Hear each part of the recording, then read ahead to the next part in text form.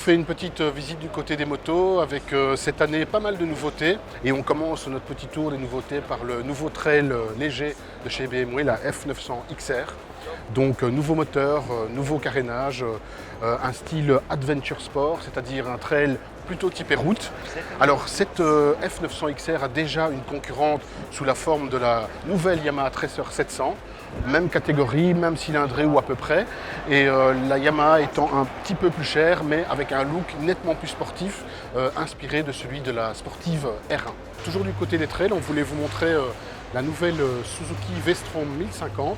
Alors c'est plutôt une évolution qu'un nouveau modèle, mais intéressante par son style qui reprend celui de la DR Big de la fin des années 80-90.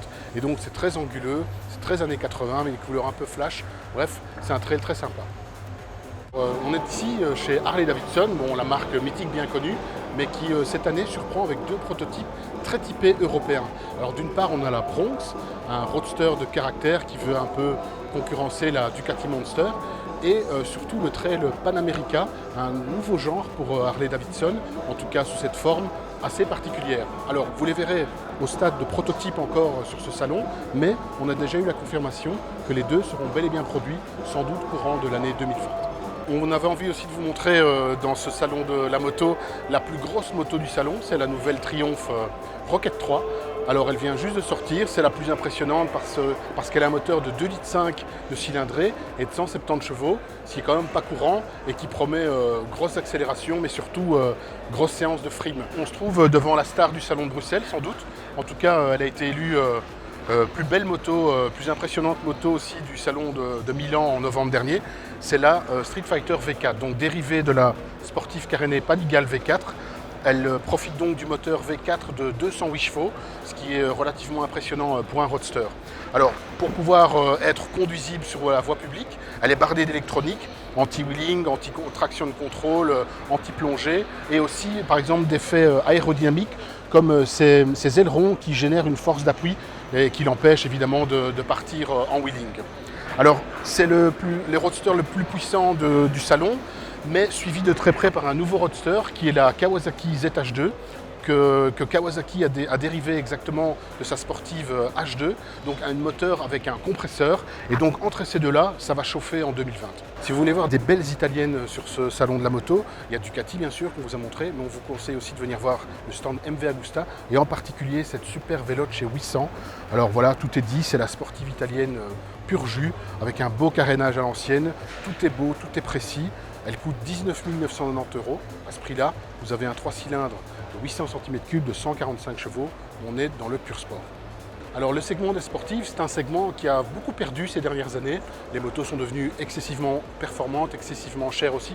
Mais on voulait vous montrer quand même la nouvelle reine de la catégorie, dans la catégorie 4 cylindres, avec cette Honda CBR 1000 RRR, donc on est vraiment à la pointe de la sportivité. La moto est directement dérivée des machines de compétition et elle intègre d'ailleurs quelques subtilités, comme vous verrez ces petits ailerons anti-wheeling à l'avant qui génèrent une force d'appui.